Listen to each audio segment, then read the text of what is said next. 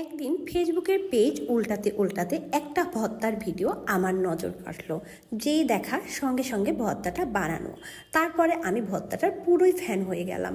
আর এই ভর্তাটা আমি করলে আমার অন্য কিছু লাগে না, এক প্লেট ভাত পুরোটাই সাবার করে ফেলি। আসসালামু আলাইকুম। আজকে আমি আপনাদের সাথে শেয়ার করব ভিন্ন ধরনের ধনেপাতার ভর্তা। আর এই ভর্তাটা আমার কাছে ভীষণ প্রিয়, তাই ভাবলাম যে আপনাদের সঙ্গে শেয়ার করে ফেলি। তো চুলায় এখানে একটি প্যান বসিয়ে দিয়েছি আর প্যানের মধ্যে দিয়ে দিলাম রসুন। এখানে আমি বড় সাইজের ইন্ডিয়ান রসুনগুলো হাফ করে কেটে নিয়েছি, মোটা সাইজ করে পেঁয়াজ কেটে নিয়েছি আমার স্বাদ অনুযায়ী কাঁচামরিচ, আর দিয়ে দিলাম এখানে আমি 2 টেবিল চামচের মতো চিংড়ি মাছ। এখানে আপনারা চাইলে একটু বড় সাইজের চিংড়িও ব্যবহার করতে পারেন, আমার বাসায় আজকে কুচো চিংড়িটাই ছিল, সেটাই আমি দিয়ে দিয়েছি। আর দিয়ে দিলাম পরিমাণ মতো হলুদ আর লবণ, আর দিয়ে দিলাম সয়াবিন তেল। আর এখন কাজ হচ্ছে একটু ভাজাভাজি করার। আমার প্রচণ্ড ঠান্ডা লেগেছে, সেই জন্য গলাটাও বসে গিয়েছে।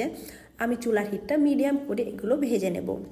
আসলে আমি যে আপুর ভিডিওটা দেখে এটি বানানো শিখেছিলাম, আসলে তার পেজের নামটা আমার মনে নেই, সেই জন্য আমি তার কাছে কৃতজ্ঞতাটা প্রকাশ করতে পারলাম না, কারণ সে এত সুন্দর রেসিপি শেয়ার করেছিল বিধায় কিন্তু আমার শেখা। সেই জন্য ভেবেছি যে অনেক আপুরা হয়তো জানেন, আবার অনেক আপুরা হয়তো এই রেসিপির সঙ্গে পরিচিত নেই। তো যারা জানেন না হয়তো তাদের পরিচিত হতে পারবেন বা বাসায় ট্রাই করে দেখতে পারবেন কতটা মজার ভর্তা। তো কথা বলতে বলতে আমার পেঁয়াজ রসুনটা ভাজা হয়ে গিয়েছে, আমি 3-4 মিনিটের মতো মিডিয়াম হিটে ভেজে নিয়েছি। অতিরিক্ত যদি ভাজতে যান সেখানে দেখা যাচ্ছে চিংড়ি মাছটা পুড়ে যাবে, তখন টেস্টটা কম হয়ে যাবে।